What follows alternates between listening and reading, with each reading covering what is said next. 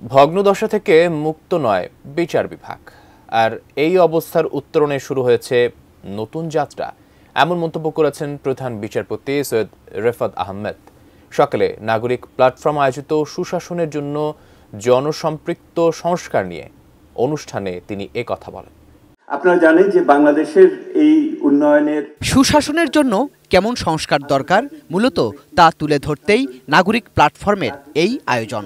এত বড় অন্যায় বিচার ব্যবস্থার ভিতরে আমার জীবনকালে আমি এতভাবে দেখি নাই। অনুষ্ঠানের সভাপতি ডক্টর দেবপ্রিয় ভট্টাচার্য বলছেন, সরকার বদল হলেই রাষ্ট্র পরিবর্তন হয় না। কথা বলেন বিচার ব্যবস্থার সংস্কার নিয়েও। বললেন, বিগত সময়ে মেধা আর বিদ্যার অস্বীকৃতির সবচেয়ে বড় জায়গা ছিল সুপ্রিম কোর্ট। অনুগত ব্যক্তিরা রাষ্ট্র, সরকার, সমাজের বিভিন্ন পদ পেশাজীবীদের সংস্থা দখল করে রাখত এবং মেধা এবং তাদের যে বিদ্যার তার কোনো স্বীকৃতি ছিল না। একটি জাতিকে পিছনে আটকে রাখার মতো এর চেয়ে বড় অপরাধ আর কিছু হতে পারে না। এইরকম একটি মেধা এবং বিদ্যার অস্বীকৃতির জায়গা হয়ে উঠেছিল বাংলাদেশ সুপ্রিম কোর্ট।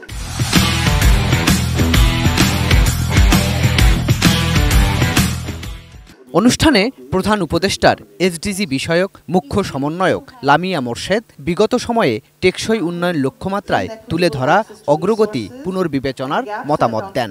এই রিপোর্টে শুধু সরকার যে প্রোগ্রেস করেছে থ্রু মিনিস্ট্রিজ ওগুলো না ইনক্লুড করে আর ওগুলোও তো রিভিউ করা হবে। এসডিজির মূল স্পিরিট হচ্ছে কাউকে পিছনে ফেলে না রাখা এবং সেই স্পিরিট নিয়ে আমরা এগোতে চাই। অন্যায় যেখানে হচ্ছে সেটা নিয়ে আমাদের সকলের সোচ্চার হতে হবে। প্রধান বিচারপতি সৈয়দ রেফাত আহমেদ বললেন, বিগত সময়ে অধিকার নয় বঞ্চনা আর অবিচার স্থান পেয়েছিল। আশ্বাস দিলেন এই বিচার ব্যবস্থা বদলে ফেলার। বিগত বছরগুলোতে বিচার প্রক্রিয়ায় আমাদের বিচারবোধ ও ন্যায় বিচারের মূল্যবোধকে বিনষ্ট ও বিকৃত করা হয়েছে। দেশের এই ক্রান্তি লগ্নের ভগ্নদশা থেকে বিচার বিভাগও মুক্ত নয়।